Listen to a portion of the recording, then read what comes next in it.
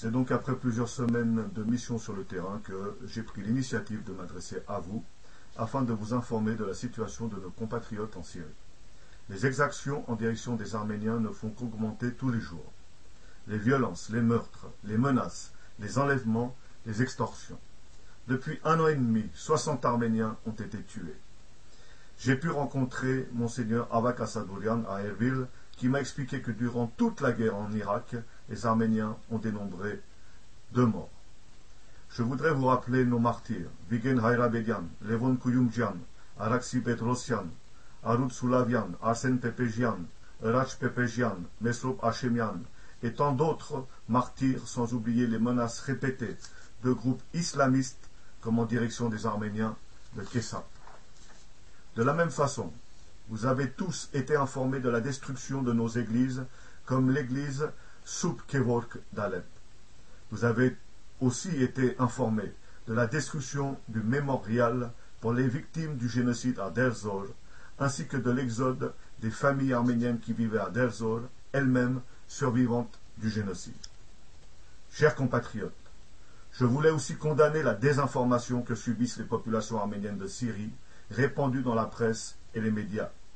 Que les Arméniens ne seraient que 60 000, alors que rien qu'à Alep, ils sont déjà 80 000.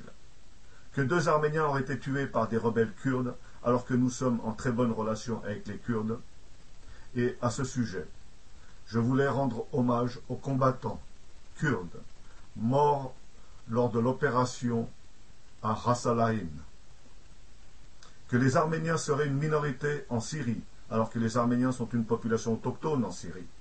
Que les Arméniens ne peuvent rien faire, qu'ils sont une minorité négligeable, alors qu'au contraire, ils sont respectés par tous et qu'ils ont beaucoup à faire pour la Syrie de demain.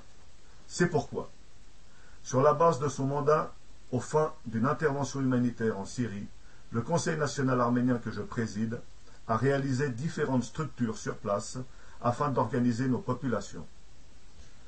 Comme l'a dit si justement M. Vladimir Poutine, je cite, « Il est nécessaire de s'entendre sur le sort des groupes ethniques en Syrie, puis soulever la question d'un changement de régime, qui va garantir les droits et intérêts légitimes des différents groupes religieux et ethniques. » Ainsi, depuis notre dernière mission en juillet et en août 2012, nous avons mis en place, premièrement, un commissariat chargé de recevoir toutes les plaintes de tous les abus que subissent nos compatriotes, permettant de faire les investigations nécessaires afin de trouver des réponses aux différents problèmes posés.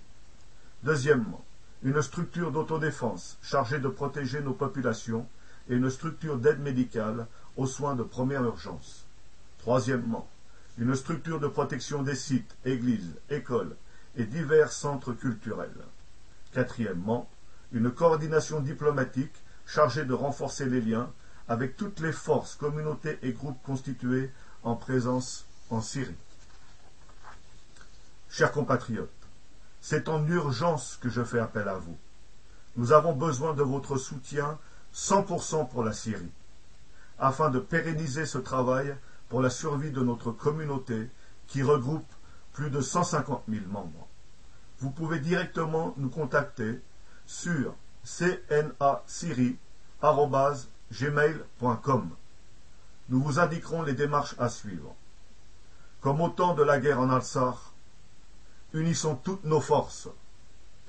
Merci.